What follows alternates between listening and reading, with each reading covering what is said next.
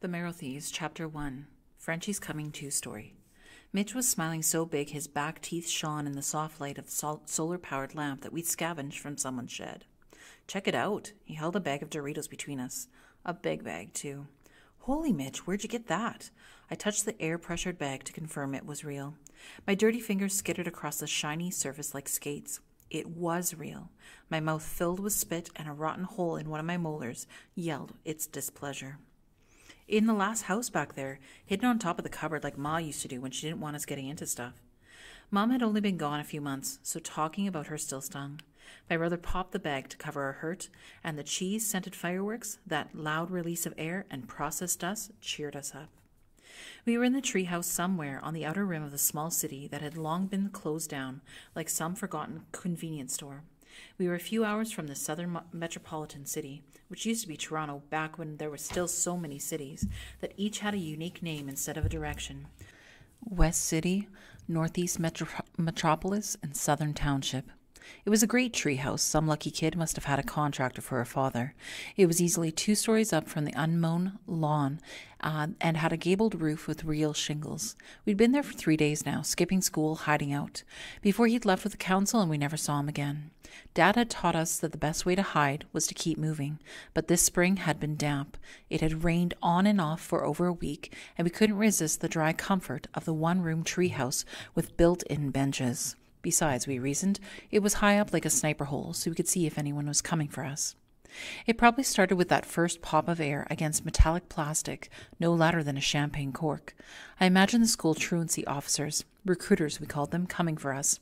Noses to the wind, sunglasses reflecting the row of houses behind which we were nestled in our wooden dream home. And, sure enough, by the time we'd crunched through the first sweet, salty handfuls, they were rounding the house into the backyard. Shit. What? Mitch put the bag down and turned to the window, cut into the north wall. Francis, you're going to have to listen to me really carefully. What? I knew it was bad. He never called me Francis. No one but Mom ever did. And then, only when I was in trouble. I'd been Frenchie since I could remember. Listen now. He turned away from the window to lock eyes with me. You are going to climb out of the back window and onto the roof, as low down as you can get. But Mitch, I can't climb out of a window. Yes, you can. And you will.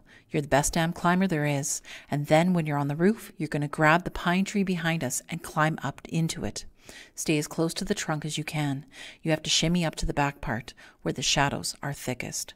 You go first. Too late, buddy. They know someone is up here, just not how many someones. I felt my throat tighten to a pinhole. This is how voices are squeezed to hysterical screeching. Mitch, no! He turned again, eyes burning with purpose, bordering on anger. Now, move it, Francis. I couldn't have him mad at me. He was all I had left. I clambered out of the window and folded forward to grasp the slats on the roof. I shimmied up, belly to the wood, butt pulled down tight. I lifted my head once, just high enough to look over the small peak in the center, just enough to see the first recruiter lift a whistle to his mouth, insert it under his sandy mustache, and blow that high-pitched terror tone from our nightmares. Under the roof, I heard Mitch start banging the plywood walls, screaming, "Tabernacle, come get me, devils!" And fear launched me into the pine. The hairy knots on the sticky trunk scraped my thighs, sweat and skin holding me there. The needles poked into my arms and shoved into my armpits, making me tear up. I pulled my sweaty body towards the other side of the pine, scrapes popping up red and puffy on my thighs and torso. All the while the whistles, 2 now, blew into the yard. "Come and get me, morons!" And I saw both of the recruiters now, high-waisted navy shorts, gym socks with red stripes pulled up to their knees above low, mesh-sided sneakers, the kind that make you look fast and professional. Their polo shirts were partially covered with zip-front windbreakers, 1 shade lighter than their shorts. The logo on the left side was unreadable from this distance, but I knew what it said. Government of Canada, Department of Oneiriology. Around their necks, on white cords, hung those silver whistles. Mitch was carrying on like a madman in the treehouse, yelling while they dragged him out down the ladder and onto the grass, and I heard a bone snap like a young branch, and he yelled when they each grabbed an arm and began pulling. He yelled around the house, into the front yard, and into the van, covering all the sounds of a small escape in the trees. And then the door slid shut, and an engine clicked on and whirred to life, and I was alone. I wanted to let go. I wanted to take my arms off the trunk and fold them to my chest like a mummy, loosen my thighs from their grip, and fall in a backward swan dive to the bottom. I pulled one hand back and clutched the opposite shoulder. Deep breath. You can do this. The other hand shook as it began to release. The skin of my thighs burned with the extra strain. Soon they too would be unclenched. Deep breath. If I survived the fall, which was possible, I'd be taken to the school with Mitch. This kind of thought was appealing at first, and for a brief moment I had some kind of TV reunion in my head. Me, Mitch, Mom, Dad. But I knew that's not how it would go. A few had escaped from the schools, and the stories they told were anything but heartwarming. There's a man named Meg Wands who came by council last night, my father had said one night when we were still together. He escaped from one of the satellite schools, the one up by Lake Superior. Dad had bags under his eyes. He gathered us around the kitchen table to talk, but spoke haltingly, like he'd rather not. He told us about what's happening to our people. It wasn't easy to hear, and he was frantic, tried to leave right away, looking for this Isaac fellow. Jean, maybe the boys should go into the other room for this. Migwan says the governor's committee didn't set up the schools brand new. He says they're based on the old residential school system they used to try to break our people to begin with way back. He paused and he drank half the liquid in his greasy glass, a kind of moonshine he kept in an old pop bottle on the back stoop. He placed it hard on the picnic table we hauled into the main room of the cabin. The glass echoed the wood in its hollow curve. It was punctuation. It made me jump. He was in the gloomy place he went to when he spoke about how the world had changed. He said we were lucky we didn't remember how it had been, so we had less to mourn. I believed him. Okay, boys, that's it. Off to bed. Mum shooed us off from the bench, pushing us out the door before we could formulate an argument to stay. And Dad stopped to kiss me on the top of my head, and I felt safe, even just for a minute. We heard Mum crying as we lay in bed that night, and the next day we packed up the small cottage we'd been staying in since our apartment in the city had lost power and things had gotten dangerous. We hadn't even spent a full year there, and none of us were keen on leaving, especially me and Mitch. We had people here, blood and otherwise. There were other families, people like us, who had settled here. The old people had called it New Road Allowance, and now they were jamming clothes and jars of preserves wrapped in blankets into our duffel bags to move again. I thought about the walk into the settlement from the city. We walk north. Dad had said then. North is where the others will head. We spend a season up by the Bay Zone. Then we'll hole up in one of those cabins up there and try to find others. We'll find a way, Frenchie. And up north is where we'll find home. For sure? Hells yes, for sure. I know so because we're going to make a home there. If you make something happen, you can count on it being for sure. What will we find up there, Dad? I'd been nervous it would be all empty and wet, the constant rain making pools in our footprints before we'd be completely empty them of our feet. I was tired and hungry, and my shoes were as thin as cardboard, but I tried not to let any of that color in my voice when I spoke. I knew we were all tired and hungry and trudging along on leather-skinned shoes. I knew to be positive in a way that a little kid comes home from school and can tell that there's been an argument that day by the way the air smells in the front hall, and then decides this is the day he'll start his math homework without being asked. Survival, I guess. We were out by old Highway 11, having slipped the noose of the last suburban of East City. Unlike the smaller city outskirts, where I'd later lose my brother, these suburbs were open and vast, a maze of darkened windows and burnt cars in kaleidoscopic burrows that branched out like a geometric blossom of asphalt and curb and erupting driveways. I'd felt kind of special then, before I knew how dangerous special could be. I guess I was proud of my family. With our ragged shoes and stringy hair, we were still kings among men. I held my twiggy walking stick like a scepter, chin tilted towards the ashy sky. And now here we were again, getting ready for another journey into another unknown, driven by fear. But we never made that move, not together anyway. At what was supposed to be my father's last council meeting before he took his family north, it was decided they'd make one last-ditch effort to talk to the governors in the capital. They never came back. I knew I'd never see my family if I were captured. We wouldn't be reunited at the school. I had to get down from this tree safely and keep moving. Mitch had sacrificed himself so I could live, so I had to live. It was the only thing left I could do for him. I pulled myself back against the tree, hugging the craggy trunk so hard I had tectonic imprints on my cheek and my thighs for 3 days after. I stayed there until the van drove off, until I couldn't hear the engine anymore, until the day filled up with gray, until the gray turned indigo, and then I shook each sleepy limb, half each screaming muscle back into surface, and half slid, half climbed back down the tree to the ground. The landing vibrated into my shins and set my kneecaps loose like baby teeth. I sat there for a moment before my memory of the shrill siren of the recruiter's whistle shoved under my feet like slivers. I was almost to the house next door before I remembered to turn back for my backpack and the half-eaten bag of chips. The first night I kept going, running when I could, crawling against every surface that offered a shadow. I even pissed on the run, dribbling on my duct-tape boot. The morning after, when I was truly alone in the bright of day, I was all panic and adrenaline. I found a rain barrel behind a small detached bungalow at the end of a cul-de-sac somewhere by Outlet Mall and drank as much water as I could, and then right away threw most of it back up. At least my boot was clean again.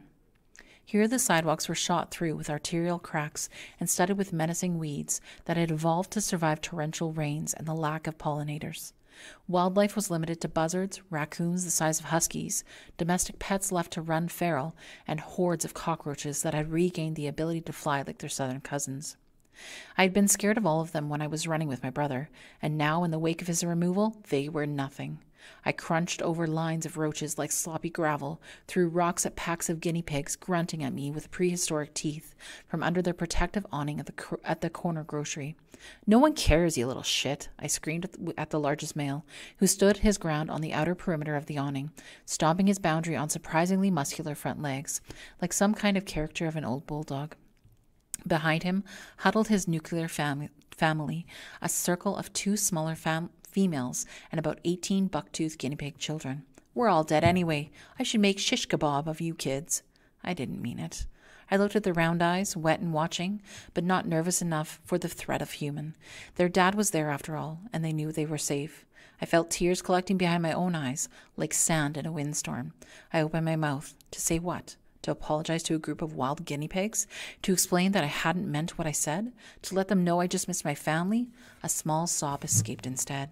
I cupped a dirty hand over my mouth to catch it, but not before the male spelled my fear and turned his back to me. I was no danger to them. I was no danger to anything. At best, I was prey. It was early evening when I hit the edge of the trees. According to the small plastic compass clipped onto the zipper of my backpack, I was now heading northeast. Dad had said we should head north to the old lands. We'd told Mom we were heading east when we lost her at the seniors' home. I figured northeast was the safest bet. Now I was alone, leaving the smaller cities that had winked out long ago like Christmas lights on a faulty wire. The trees here were still tall, and so I wasn't very far north, but they were dense, so I wasn't too south anymore either. My legs screamed from night and day of ache and stretch, marinated in old adrenaline and scabbed with tree bark cuts. I collapsed under a pine. It was still spring, and I knew that the night would be too cold for any single boy, with no real shelter other than a thermal wrap and a couple layer of hoodies. The early moisture would set in, and I couldn't afford to get sick, so I built a modest fire just big enough to cut the chill and lay on my backpack under my head. Out here, stars were perforations, revealing the bleached skeleton of the universe through a collection of tiny holes, and surrounded by these silent trees, beside a calming fire, I watched the bones dance. This was our medicine, these bones, and I opened up and took it all in, and dreamed of north. Cold is an effective alarm clock, and I was up before the sun. The fire had gone out, but not long ago, since there was still smoke. The cough I had been cultivating over the past few days was more insistent now. I coughed, and each push of air brought a fresh ache out of my back and legs. The jump and the run had really done a number, and still I stood and started my jumping jacks, following Mitch's morning warm-up routine, even though he wasn't there to motivate me. "Come on, French, I've seen higher from a boulder." I rolled on my sweaters and the wrap and jammed them into my backpack before a quick breakfast of the second-to-last tin of meal replacement drink and a granola bar with a bite already missing. My stomach grumbled when I was finished, but there was maybe a day and a half of food supplies left in my pack, and I was heading into the woods. There'd be no grocery stores or abandoned duplexes to raid for leftovers and non-perishables. I wasn't quite sure how I would do it. Mom had said her uncles and grandpa were great hunters, that it was a family trait. Maybe it would just come to me like a blood memory or something. What would I even kill an animal with? A stick? And I started back north, keeping my eyes to the ground for the animal tracks with no idea of what I would do if I actually saw some, or if I would even recognize what animal had made them. By the time the sun reached the center stage, a punctuation mark in the cloud-lined sky, I was miles into the woods. The trees were denser, the ground less manageable, and the wildlife, judging by the sounds and the smells around me, had changed. I stopped in a small clearing filled with tall grasses and low bush. It was the thud of my heart against the hollow bowl of my stomach that made me eat a cluster of dandelion weeds grown to waist height. They weren't bad, and I added them to my available and edible list and clomped on. The plastic compass pressing into my palm now like a toy talisman. I kept trudging north. You have to try to keep the goal in your head. You can't leave what's not here, what's missing. You can't let that slow you down.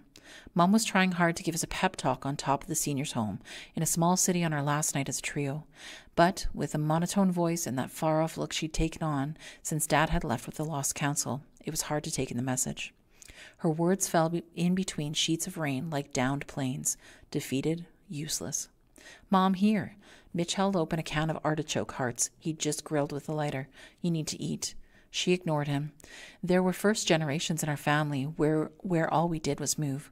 First by choice, then every time the black cars came from town and burned our homes along the roadside.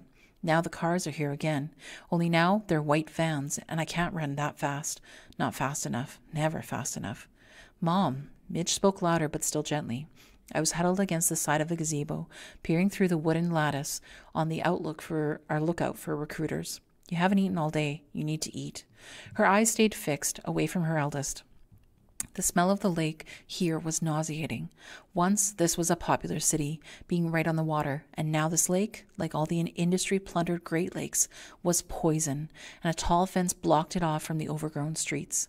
We hadn't been here for more than a day, so the smell was pungent for us. We breathed into bandanas and built the shelter from the stench with plywood and tarp. Mitch tried a different tactic with Mum. If you don't eat, you won't have the strength to take a second shift tonight. Something flickered on her face and she reached out, removed out one pale heart from the cluster, and inserted it into her mouth like a chore. It was a few minutes before she spoke again. We have to move, my boys. Tomorrow we move, after I do one last forage through the old Friendship Center. Mom, no, that place is a hotspot for recruiters.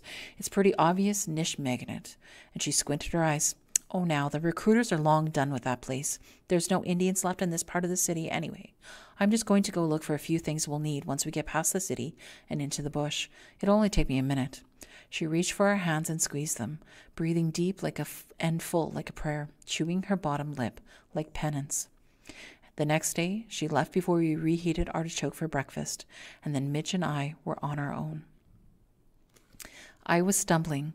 Another night asleep in the open. This time I didn't have enough strength to rebuild the fire that had been rained out while I fitfully slept. My muscles ached. My belly rumbled. My heart hurt. I tripped over the above-ground root, bent like arthritic finger, and picked up a limp. The rain started again just after noon, and I sat under a dense pine nursing my last tin of meal replacement, the last resort tin with the expiry date for the previous year. There was a sour current through the frothy top notes, but it was all I had left. I hadn't even seen any more damn dandelions. My molar screamed every time a swallow of liquid passed it. Just this morning I'd started contemplating dentistry with a rock, or maybe I could just fall out of a tree, cheek first. I fell asleep biting a piece of shoelace, leaning against the pine trunk, wishing Mom would find me. A shiver woke me up. It was almost full dark, and my tooth hurt and my ankle throbbed, and I spilled what was left of the tin on the ground beside my legs. Oh no! And I righted the tin and shook it. Not even a mouthful left. Damn it. I tried to throw it into the woods to make that damn tin pay for my own carelessness. It arched up and hit the ceiling of the pine branches above me and slammed back down to the ground, not a foot in front of me. I kicked it instead. Jesus! My ankle sang a terrible song, like my toothache, and had sunk to my foot. Rotten damp and hopelessness and hunger and fear and anger twisted up like a clamp around my ribcage. I sat back down, picked up the can, and rubbed it across my greasy forehead. Back and forth, back and forth. No one was going to take care of me now. No one to make me move. What the hell was I going to anyway? Where the hell was my mom? Why did she have to go to the Friendship Center?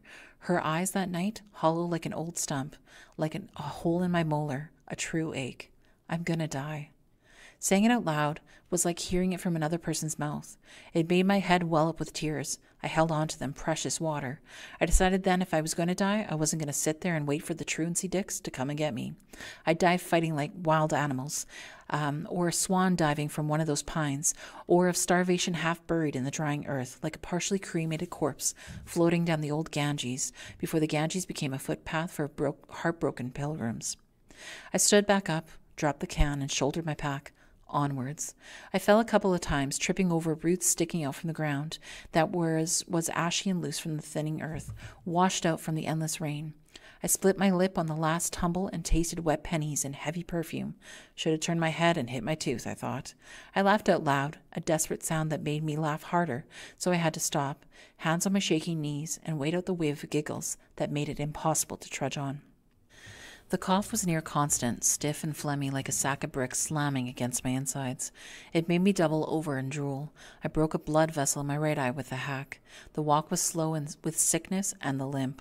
I didn't even notice my stomach had pulled itself into a fist until I was being punched by it, nauseous and cold. And now night was falling. No! I couldn't do anything to protect myself from it, so I whined, "Shit, no." I leaned against a knobby pine, sticky with sap, that matted the back of my head to the bark and watched the sky betray me into navy.